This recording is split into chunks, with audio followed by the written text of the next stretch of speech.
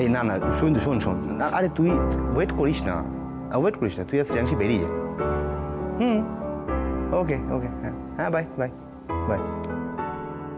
উমা কি রে রূপম, তুই এখনো রেডি হসনি? হ্যাঁ এই কথাটা তুমি তোমার আদরের বৌমাকে একবার বলো। আরে আমার তো টাইম দরকার রেডি হওয়ার জন্য, আমাকে তো ঘর থেকে বার করে দিয়েছে যাতে আমি ওর সাজে কোনো নাক না বলাই কোনোভাবেই। তা বেশ করেছি, তোর আর কতক্ষণই বা লাগবে? তুমি আসছো তো? রূপম তুই কি রে, বিয়ের পর তোর সাথে প্রথম বিয়ে বাড়ি যাচ্ছে, একটু সাজবি না? সেটা তো আমিও চাই মা, আমিও তাই চাই যে আমার বন্ধুর মারা সবাই ওকে দেখবে বলে খুব আগ্রহে রয়েছে। আমি তো চাই ওকে দেখতে খুব ভালো লাগুক, তাই না? কিন্তু আমরা ওখানে পৌঁছালাম, ততক্ষণে বড় বউ চলে গেছে, ক্যাটারিং এর লোক মালপত্র গোছাচ্ছে। এই সময়টা যদি পৌঁছাই সেটা কি ভালো হবে বলো? আচ্ছা ঠিক আছে, অত বকবক করতে হবে না। ওই তো শ্রেয়া এসে গেছে। এই কি শ্রেয়া, এই তো তুমি কি করেছো?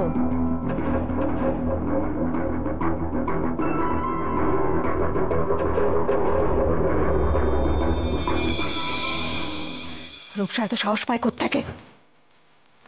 দোষটা তো তোমার। আমার? হ্যাঁ তোমার কনফিডেন্স লেভেলই তো হাই ছিল, এখন ঠান্ডা সামলাও। ও আরেকটা কথা, তাড়াহুড়ো করে হুট করে কিন্তু কিচ্ছু করতে যাও না।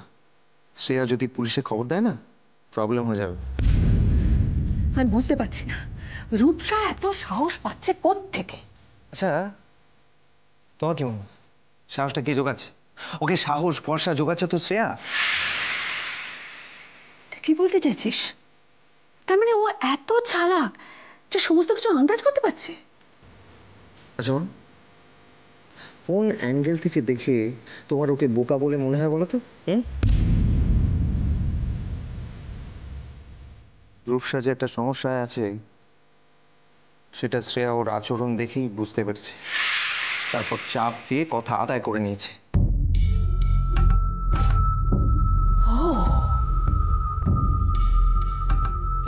তার মানে শ্রেয়া এতটাই ডেঞ্জারাস? মা আমার মনে হয় এখানে থাকাটা আর সেফ নয়। কি আজেবাজে কথা বলছো তুমি? আমাদের লুকিয়ে থাকার জন্য এই বাড়িটা একদম safe. This is the best place.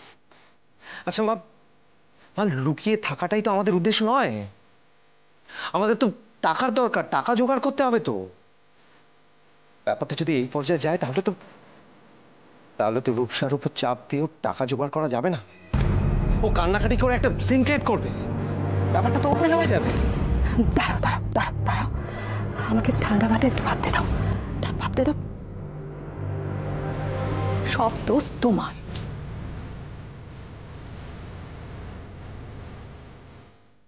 আমার?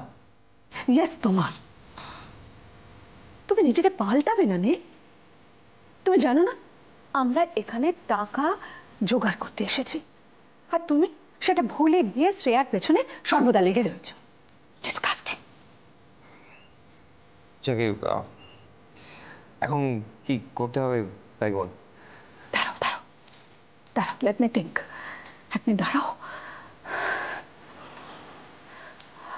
শোনো, আমার পরামর্শ ছাড়া কোনো কাজ করবে না, আর নিজে কোনো ডিসিশন নেবে না, রাইট? তুমি এখন যাও, আমাকে একা থাকতে দাও প্লিজ। যাও নীল।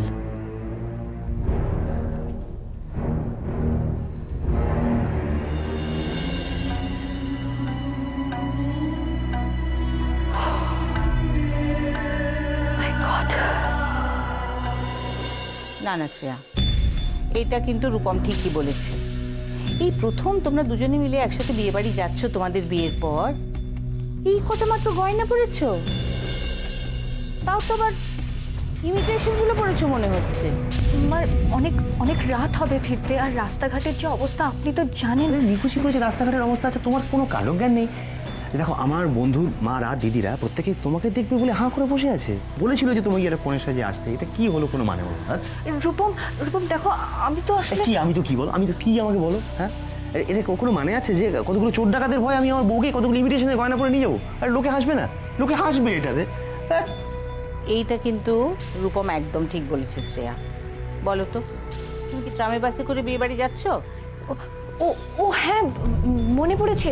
মানে আমি গয়নাগুলো কি করে পরবো? ওগুলো ওগুলো তো লকারে রূপম, ওগুলো লকারে। কি যে বলো না তুমি! আরে সেগুলো তো পুরনো পারিবারিক গয়নাগুলো, সেগুলো তো সব লকারে আছে আমি জানি। আমি যে নতুন গয়নাগুলো তোমায় কিনে দিলাম সেগুলো তো পরতে পারতে। ঠিক আছে যাও শ্রেয়া, যাও ওগুলো পরে এসো। এমনিতেই অনেক দেরি হয়ে গেছে, আরো দেরি করো না, যাও। শ্রেয়া প্লিজ যাও, এরপরে আর কোনো মানে হবে না যাওয়ার। দেখো অনেকটা রাত হয়ে, যাও প্লিজ প্লিজ যাও শ্রেয়া।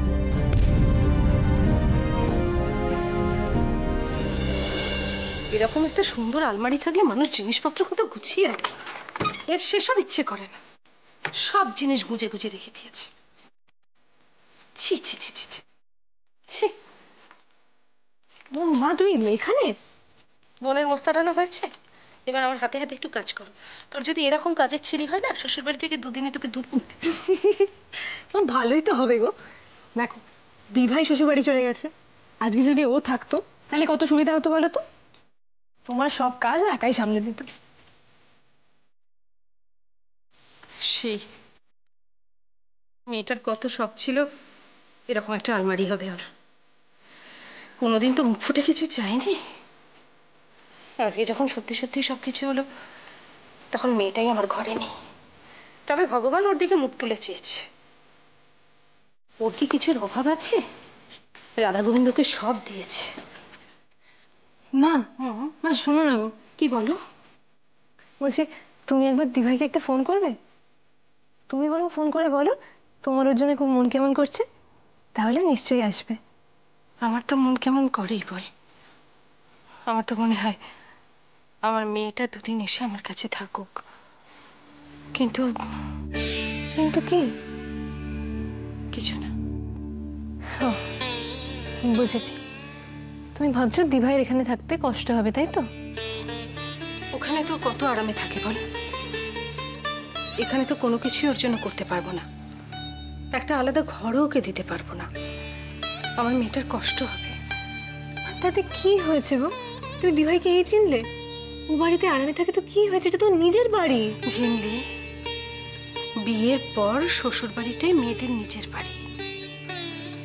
মা দেখো আমি এইসব মানি না। তুমি যদি ফোন করতে না চাও তুমি করো না, আমি দিভাইকে ফোন করতে চললাম। ঝিমলি আমার কথা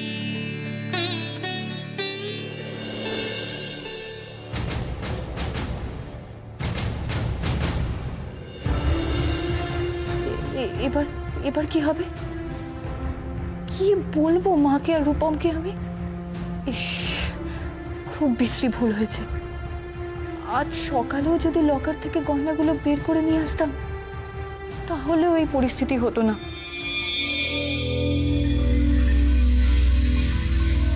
আসতে পারি? ও আপনি? তা দাঁড়িয়ে কেন? আসুন না। After all, it is your home. Anyway, শুনলাম তোমাদের একটা ইনভিটেশন আছে। হ্যাঁ মানে wow, Shreya, you're looking gorgeous.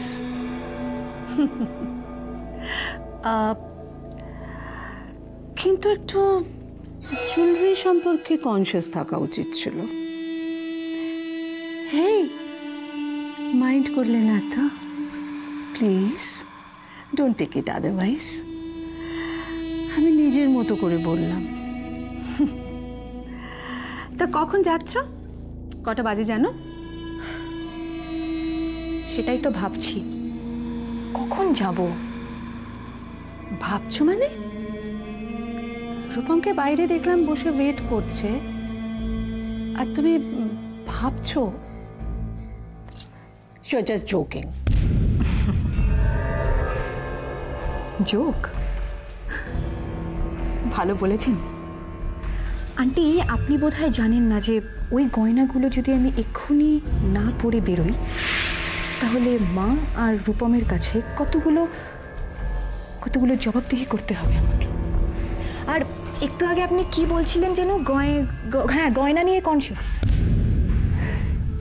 সেটাই ভাবছি কি করে হই গয়না নিয়ে কনসিয়াস?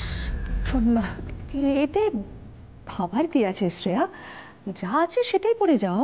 না না না না না, আমার যা গয়না আছে না, আমার যা গয়না ছিল, মানে মানে গয়নাগুলো এখন রূপসার মাধ্যমে নীলের কাছে চলে গেছে। আমার কাছে আর একটাও গয়না অবশিষ্ট নেই।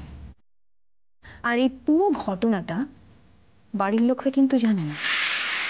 আমার মনে হয় না এটা তার গোপন করতে পার। আর জানেন আন্টি, মা আমাকে এই গয়নাগুলো এক্ষুনি পড়ার আদেশ দিয়েছে। এইবার মনে হয় সত্যি কথাটা বলে ফেলতে হবে।